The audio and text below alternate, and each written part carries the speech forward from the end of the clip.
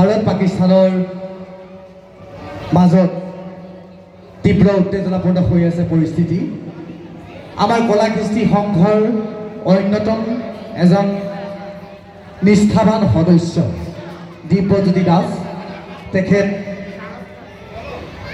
সশস্ত্ৰ সীমাবল অৰ্থাৎ border security ফ'ৰ্চৰ এজন কৰ্মৰত জোৱান। তেখেতে বছৰত বেলেগ দিনত কোনো ছুটি নলয়, তেখেতে অকল আমাৰ এই বিহুলৈ বাট চাই। যদিও তেখেত এগৰাকী বেংগলী সম্প্ৰদায়ৰ যুৱক, কিন্তু আজি আমাৰ লগত সৰুৰে পৰা ওতঃপ্ৰোতভাৱে তেখেত আমাৰ এই অনুষ্ঠানৰ লগত আৰু আমাৰ বিহুৰ লগত জড়িত।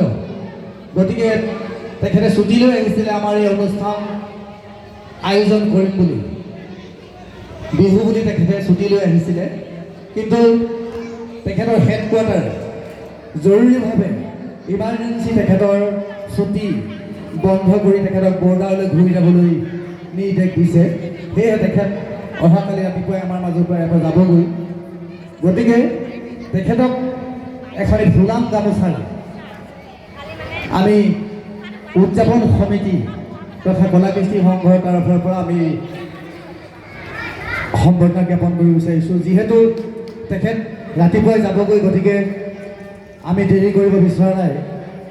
তেখেতে সাজু হ'বগৈ লাগিব যাবগৈ যেতিয়া।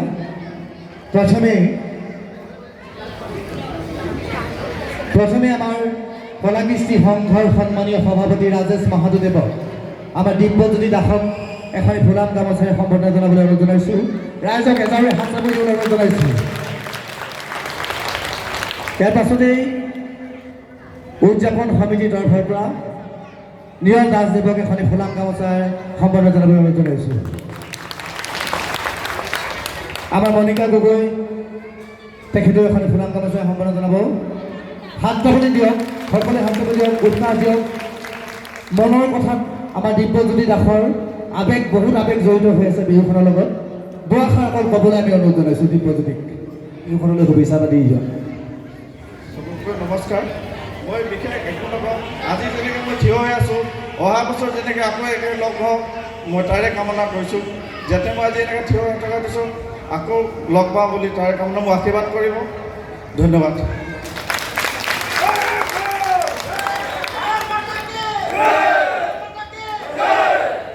ধন্যবাদ জ্ঞাপন।